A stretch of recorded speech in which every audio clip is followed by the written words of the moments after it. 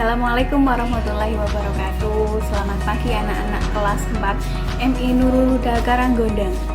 Pembelajaran hari ini kita akan belajar materi muatan pelajaran bahasa Indonesia tentang teks non-fiksi. Pengertian teks non-fiksi itu sendiri adalah karangan yang dibuat atas dasar fakta atau hal yang benar-benar terjadi dalam kehidupan sehari-hari. Teks non-fiksi dibuat berdasarkan fakta dan realita dalam kehidupan sehari-hari yang mengandung beragam informasi.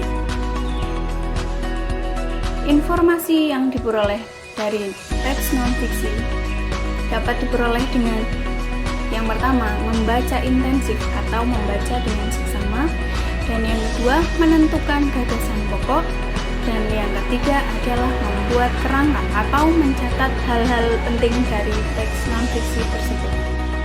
Sebagai contoh, ada teks berikut ini, saya bacakan.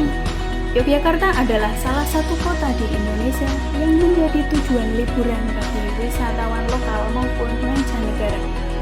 Banyak dari wisatawan tersebut datang ke Yogyakarta untuk melihat keelokan alam dan budayanya. Ditambah lagi saat ini banyak tempat wisata baru yang hadir di Yogyakarta seperti Desa Wisata Kali Biru, ada Gua Bendol dan air terjun Sri Getuk serta Telaga Biru.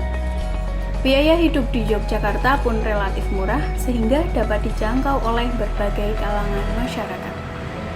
Dari teks tersebut kita peroleh informasi yang pertama tentang gagasan pokok, yaitu Yogyakarta menjadi salah satu tujuan liburan bagi wisatawan. Informasi kedua tentang kalimat utama, yaitu Yogyakarta adalah salah satu kota di Indonesia yang menjadi tujuan liburan bagi wisatawan lokal maupun mancanegara. Informasi berikutnya yang kita peroleh yaitu tempat wisata baru di Yogyakarta apa saja, yaitu Kali Biru, Gua Bendol, air terjun Sri Getuk, dan Telaga Biru. Informasi berikutnya yang kita peroleh dari teks tersebut adalah alasan banyaknya dari wisatawan datang ke Yogyakarta. Yang pertama, untuk melihat keelokan alam dan budayanya, banyak tempat wisata baru, serta biaya hidup yang relatif murah.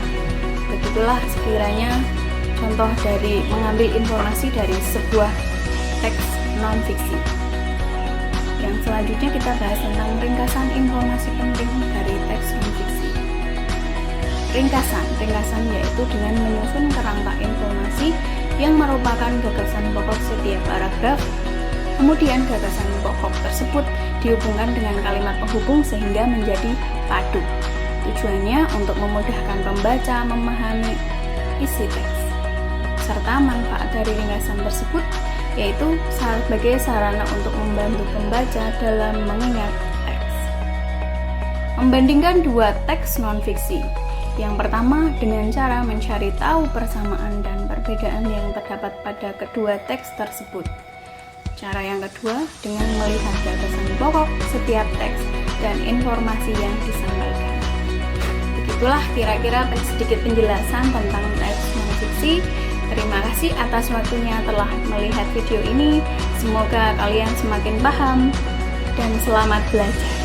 Terima kasih. Assalamualaikum warahmatullahi wabarakatuh.